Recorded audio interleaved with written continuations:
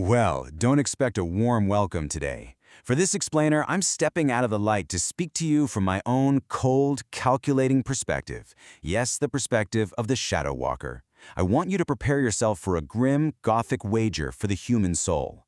We're about to plunge into a really dark psychological labyrinth.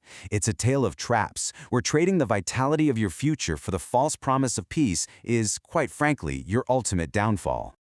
You see, our story begins high up in the high hall of the Empyrean, right where the shifting mists of Niflheim pool across the floor like spilled ink. I didn't stand before the High Master to mock him, and I certainly didn't burn with the violent fire of a swallowed star.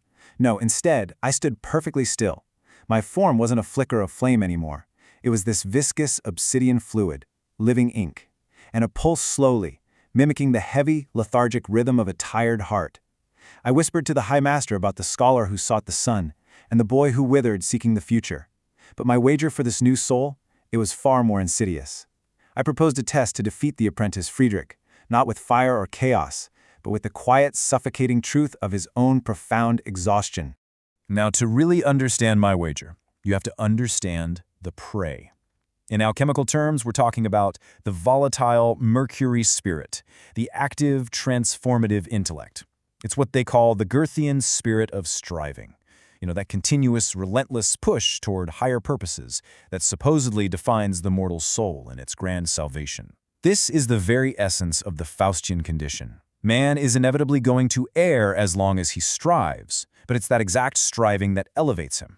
So my goal wasn't to defeat this bright mercury spirit with overwhelming darkness or some loud, dramatic, demonic fire. That's just too desperate. No, my plan was to quietly extinguish it through the slow, creeping rot of a weary heart. Picture this. Down below, under the cold, silver glare of a full moon, sat Friedrich. He wasn't some lazy apprentice trying to avoid mundane chores anymore. He was a man deeply aged by the long, slow labor of the soul. He sat meticulously inside a drawn circle of salt and sulfur, dipping his quill into an inkwell that felt, well, unnaturally heavy. As the moon hit its zenith, my living ink began to crawl. It spilled across his scrolls, rising into a towering figure of liquid darkness. Friedrich frantically prepared his wards. He was completely braced for some grand, macro-level ambition, a violent demonic struggle. But I had absolutely no intention of giving him one. I didn't strike, I didn't roar. Actually, I just sat down on the cold stone floor right beside the weary man. I spoke with a voice like the slow drip of water in a lightless cave, and I gently reminded him of his lifetime of intellectual desperation, forever chasing a salvation that always seemed to move just one step further away. And then I asked him the insidious question that would seal his fate. Why must every today be a vessel for mastery? Why must the weight of the stone always be the weight of the self? You see, I shattered all of his expectations, simply by dressing my dark temptation in the holy, pristine robes of peace. Look closely at the anatomy of my trap. On one hand, you have the grueling reality of active striving, the continuous labor, the desperate reach of the intellect, carrying the immense, crushing weight of the self.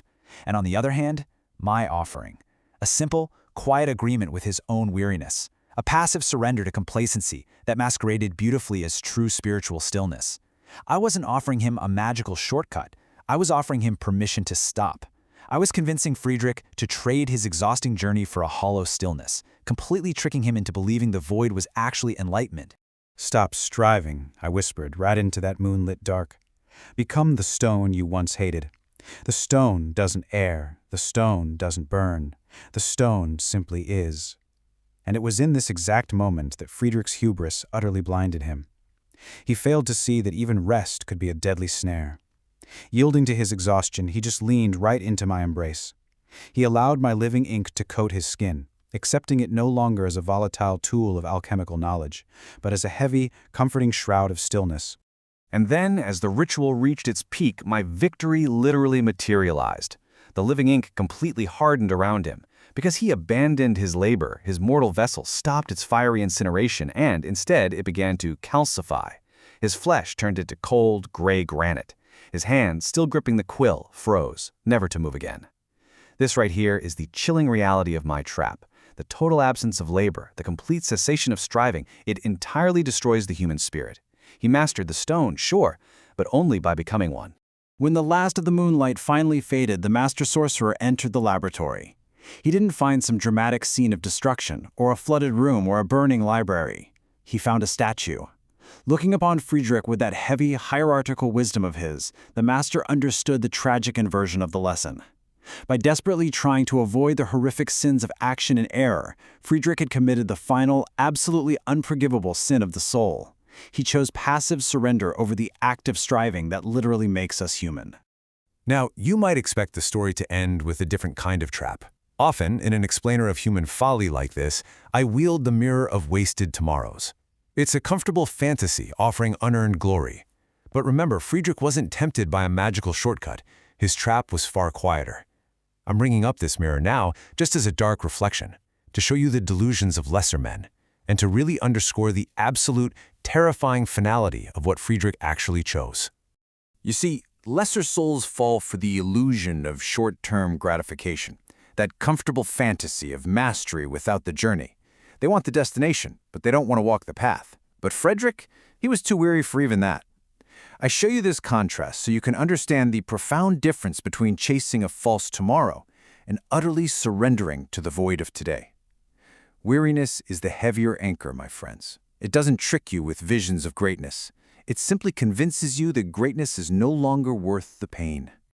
To really grasp the depth of Friedrich's calcification, think about the trap he bypassed. The illusion of mastery tempts men to skip the slow path of deep expertise.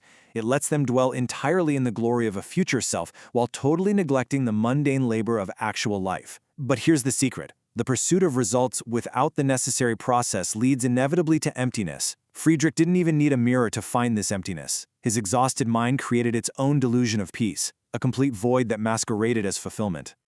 Let's trace this timeline of a rotting soul, shall we? It begins the moment active striving completely stops. The physical reality basically becomes a hollow cavern of neglected todays. And even without a literal mirror, the mind that seeks peace without process is going to reach a breaking point, a point where that unearned rest completely fails to sustain the crushing weight of wasted years. The mercury spirit evaporates, and it leaves behind nothing but an empty vessel just waiting to harden. For our dear Friedrich, that comfortable fantasy shattered. But not like a physical mirror breaking in his hands. No, it shattered as a final, agonizing realization in the split second before his mind permanently calcified into stone. In that fleeting, horrible moment, he saw the truth. He saw his own hands turning gray. He saw the ink drying up.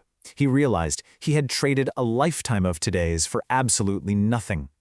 As the Master Sorcerer so astutely noted amidst the ruins, complacency dressed as peace really is the hardest shadow to name. It convinces the traveler that the map isn't needed anymore because the journey itself was a mistake. But ask yourself, what good is any map, any future, if you've burned away the vital labor of your yesterdays? Purpose becomes completely unmoored when it isn't deeply anchored in the physical, mundane labor of the now. Time, my friends, is the only true vessel for mastery. The Master Sorcerer could really only stand there and observe the tragedy. There was no magical withdrawal, no sudden, miraculous revival. The individual lesson of Faust stood stark and clear against the gloom. Man will make horrific errors as long as he acts and strives. That's a given. But redemption is found only in that continuous, active striving. So the Master left Friedrich exactly as he found him, a permanent, unmoving monument to his own failure, a grim warning to anyone who might seek an end to the labor of life. Think about what he should have done. The return to the slow labor, the very path Friedrich abandoned. In that final fraction of a heartbeat before the granite took his mind entirely, he had a choice. When the illusion of peace shattered, he should have reached once again for his quill. He should have painfully, slowly, begun the labor of the single day he actually earned. But he couldn't do it. His flesh was stone, and the chance for redemption was sealed forever in the dark. So, I turn my gaze from the statue of Friedrich, and I look directly at you. When you seek an escape from the heavy weight of your daily labor, what are you actually inviting in? Is your search for peace just a clever disguise for passive complacency? Will you protect your volatile mercury spirit, actively striving toward your higher purpose, or will you let the ink harden? Will you become a cold, gray monument to your own exhaustion in this explainer we call life?